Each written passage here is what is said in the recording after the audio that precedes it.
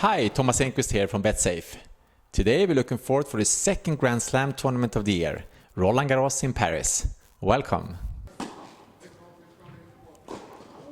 Yes, it's the second Grand Slam tournament of the year, and French Open is the first Grand Slam tournament that was played during the professional era, 1969. And Thomas, you have a French wife and you're spending a lot of time in France. Can you tell us a little bit about the event? How big is it? Is it bigger than Tour de France, for example? Well, you can definitely compare it with Tour de France. The French people gets really excited this time of the year when it's time for Roland Garros. Tennis is a very big sport in France, so it's yes, you can definitely compare it with Tour de France. And for us tennis lovers, it's a fantastic time of the year when Roland Garros, and a couple of weeks after it's Wimbledon. So we're all getting excited here for the second Grand Slam tournament of the year. Yeah, it will be 2 great weeks. And 2 weeks, the players are not used to play 2 weeks because the tournaments otherwise are only 1 week. What's the difference for the players? Do they need to think in another way? Well, I think a lot of the players takes a week off before the event. They like to come in early. They like to prepare. They like to not maybe play a tournament just before. I mean, you have players who do that, obviously, but most of the players take a week off before. And then it's difficult, of course, to keep your both your energy up and your focus up for 2 weeks. The best players in the world always say that it's about to get through the first week and then to peak and play your best tennis the second week. So definitely it's a little bit different strategy when you're coming into a Grand Slam event, and especially this one in French Open, whereas for the men they play best out of 5 set on the most physically demanding surface, clay. So to go through all the way to win those 7 matches to take the French Open title, you need to be extremely well prepared, both mentally but also physically. For the women, it's not that big difference because they play, as on the WTA Tour, only 3 sets. Would you like to see them play best of 5? Yeah, I think it would be great. I know it's very hard to for the schedule to fit also the women in for best out of 5 set, but why not do it like in the end of the tournament at least, maybe from quarterfinal or at least from semifinals, to see the best women in the world to play best out of 5 set in those big matches. I think it would be great. French Open and the other 3 Grand Slam tournaments, they generate a lot of money to their federation. Do you think the French Federation invests the money in a good way? Yes, I think they do. And you're right, the Grand Slam generate enormous amount of money. And I think the French Federation is doing a really good job to both reinvest it in their programs for kids and in tennis in general, to make it more popular and to have a good program for the young players to develop. But also to reinvest in the arena and in tournaments all around the year in France. So I think they do an extremely good job. You can see it on both women and men, how many French players it is who actually plays professionally, and they have players in each level. The only thing you can say is that they haven't won, which is pretty amazing on the men's side, a Grand Slam since Yannick Noah won the French Open in '83. And that's almost strange, I would say, with all the players they have produced. I mean, top players, great players. They've been in the final, they've been winning Davis Cup, they've been very competitive, but never had a player since '83 who has won a Grand Slam.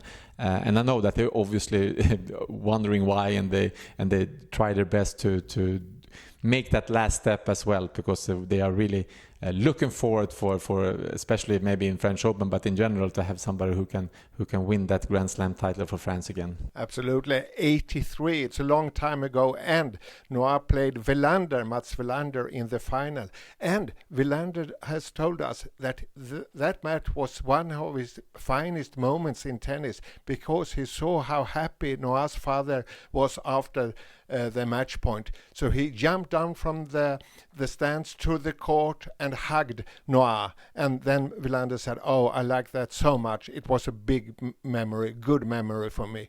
And I think that tells a lot of Mats Wilander as a person. And definitely. All right, yeah. And playing at home, Thomas, it means a lot of support, but it means also a lot of pressure. Could that be an explanation that we haven't seen Tsonga, Gasquet, Monfils or anyone else, Leconte for example, having the trophy at Roland Garros?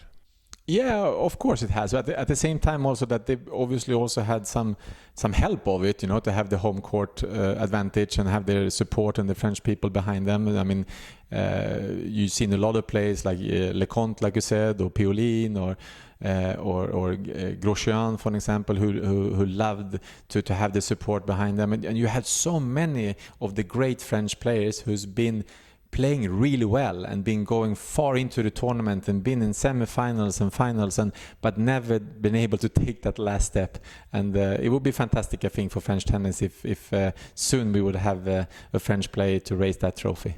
On the women's side, we don't have to go so far back in the time because Mary Pierce won 2000. And this year, they have a huge favorite in Kristina Mladenovic, ranked 14. And we talked a lot about her before Madrid when she was ranked 17 and warned that she could be dangerous for Simona Halep and the other players, and she went through to the final.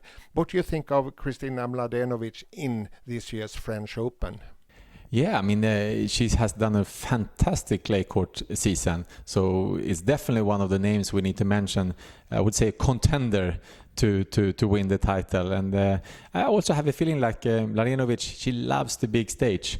She has done really well in the doubles in the past. This year is kind of her breakthrough year in singles. Definitely she will feel the pressure, but I also think that her character, it suits her character to have a little bit pressure on her. She would love to play on the center court with all the people behind her, and I think that if she can survive like the first couple of rounds, I think she's going to be a very dangerous player. Yeah. And we mentioned Mary Pierce before. We must also, of course, mention Amélie Mauresmo. She didn't win on Roland Garros, but she had titles in Wimbledon and Australian Open.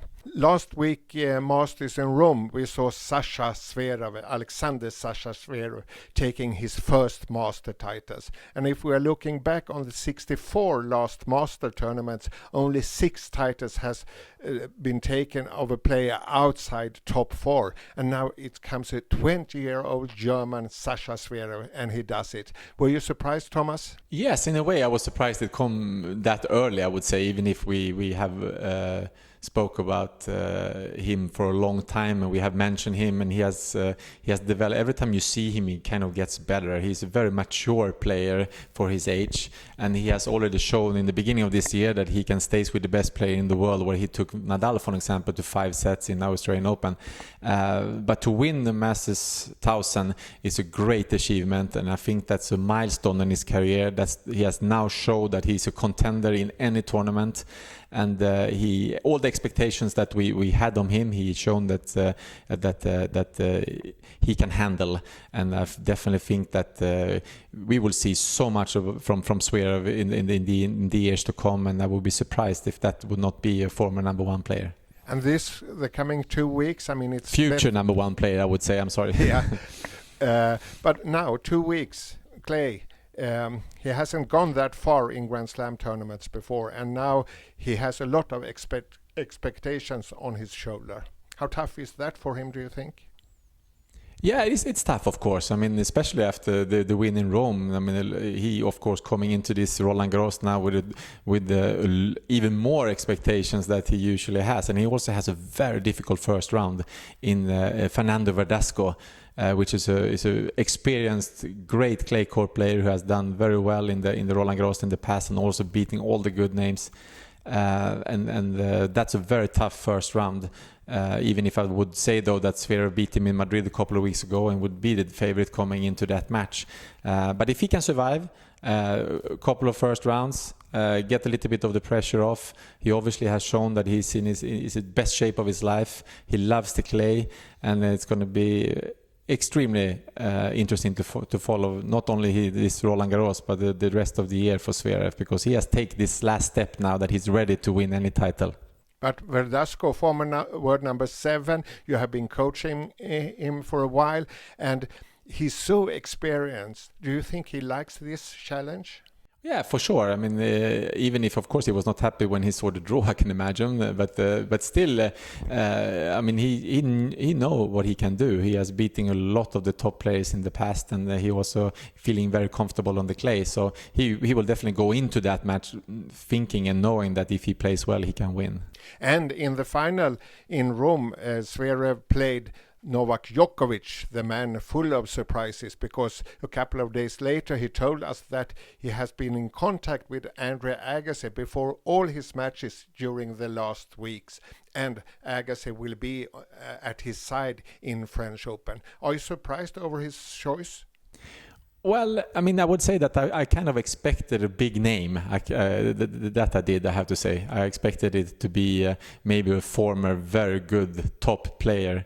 Even if I was a little bit surprised that it was Agassi, not because I'm not thinking that Agassi is going to do a great job, but I also know that Andre is very busy. He has a lot of things outside the tennis these days. He's very busy with his foundation and so on with family, and so in that sense it was a little bit surprisingly maybe, but I think it was a good choice. I think that Novak needs a new voice. Andre Agassi is obviously very experienced. Not only he has great knowledge about tennis, but also he's gone through some tough up and downs in his career, maybe a little bit what Novak is facing now. So I definitely think it's going to be a good voice for Novak to listen to. But Agassi said no to Djokovic the first time Djokovic called him, but then Steffi Graf's, Agassi's wife, convinced him to take the job. But he will be in France only for a couple of days, see a couple of matches. Can he do any difference? Yes, I think he can. I mean, I think he can motivate Novak. He can maybe, try to, I mean, Novak is one of the best players ever played the game. So, I mean, it's not that much he needs to change in his game. It's more to get everything together again, and that's both on and off the court, And I think that with the Agassi's experience, with his pondus, with everything that he has done in his career, I definitely think that there will be a very good voice for Novak Djokovic to listen to. And Djokovic, we should say, full of surprises. He picked Boris Becker as a coach a couple of years ago, so maybe we should not be so surprised after that. Of course, we have the focus on the players who are playing French Open, but Thomas, a few words about two players who aren't there. First, Roger Federer is not playing on clay this year. Does this mean that he has an even bigger favor in Wimbledon, I should say? Yeah, I think so. I think Roger Federer definitely knows what he's doing. If he has taken this decision not to play Roland Garros, it's definitely for his advantage, and it's a good decision he has been taking. Even, of course, that we would have loved to see him play in the French Open again. So, but I think that he has said that before this year. I mean, he wants to play a couple of more years at least on the tour, and to be able to do that, he needs to make decisions like this.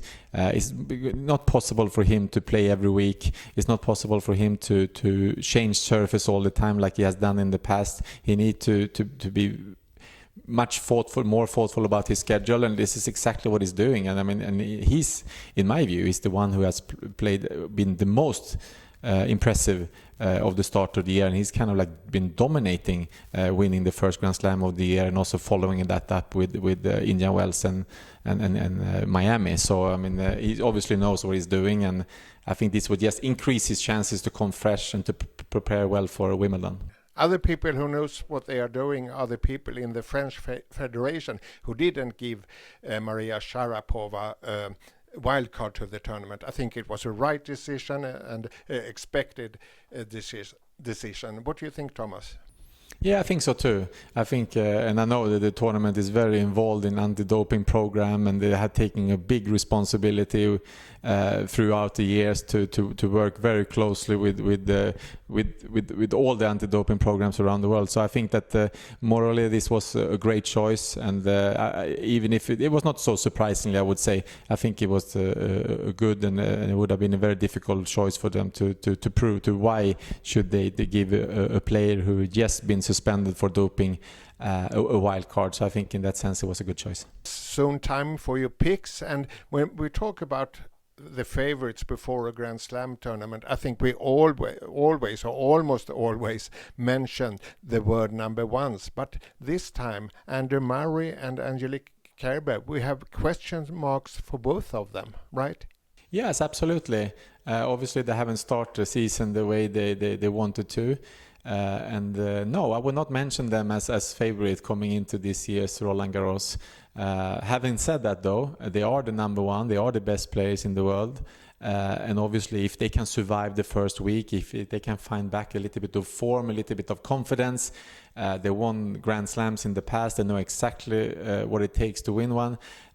So I think that you cannot not mention them in the way that they have a chance to win it, even if I would not pick them as a favorite. But I know that if they can survive the first week, if they can find back a little bit of rhythm, they will be dangerous player for anybody. I mean, that's why they are number one in the world. And Murray was in the final last year, and Garbine Muguruza, she comes as a title defender on the women's side, but she hasn't impressed during the clay court season, and she has a very tough draw against Francesca Schiavone, who won in Paris 2010. Will she survive that? Yeah, it's a very difficult first round. I think she's playing better and better. I think she did well in Rome. Unfortunately, she has to retire in the semifinal. I would not hold her as the big favorite for the title, but definitely one of the contenders. And if she can survive that very tough first round, I think she can do well. So who is your big favorite on the women's side? I would say Halep. I think she's been the one that's definitely been the most... first of all, she's been playing great the whole clay court season. She loves the clay. She has played really well in Roland Garros in the past. She's the most steady player so far, I would say. So if I have to pick one favorite, it would be Halep. So Halep will be the queen of Roland Garros this year. And the king then? Nadal for the 10th year, or... Yeah, absolutely. I mean, it's impossible not to choose Nadal as the big favorite coming into this Roland Garros after this clay court season he had, winning Monte Carlo, Barcelona, Madrid, only losing to Thiem in Rome, which I think did him more good than bad, I have to say. So I think that definitely he's the man to beat. He's coming into this Roland Garros as a huge favorite. Did you say, was it more good than bad that he lost to Thiem? Explain. Yeah, maybe it's an odd statement, but I think so actually. I think that it was not bad to get a couple of more days rest before, because I know that he wants to leave pretty early to Paris and practice, and also maybe to after winning 3 tournaments in a row there, I think he had shown that he's dominating again. He's playing really, really well. So I think like both mentally and physically, it was good for him to have maybe 1 or 2 days off before he starts to prepare for Roland Garros. But Thiem is a very good clay court player, the next best this season, the only one who beat Nadal on clay. What do you think about his chances? He was in the semi-final last year. Yes, absolutely. I would mention Thiem, I would mention Djokovic as the 2 big contender to challenge Nadal for the title. I think that Thiem, like you said, has been the one, except Nadal, who has played the best this clay court season. I think Djokovic played good in Madrid and even better in Rome. Now with Andre Agassi at his side, I think that he's actually finding his rhythm. You can see that he's getting closer and closer to his best tennis, and then we all know how good and how difficult he is to beat Djokovic. So Thiem and Djokovic, the big contenders and challengers for Nadal. Great, Thomas. And we know only one thing, that we have 2 fantastic weeks in front of us on Roland Garros in Paris, where the Queen and the King will be crowned as clay court King and clay court Queen. And Thomas and I will be back before the grass season starts. So thank you for listening and watching. Bye-bye. Yeah, thank you very much for listening and watching, and we see you soon back again. Thank you.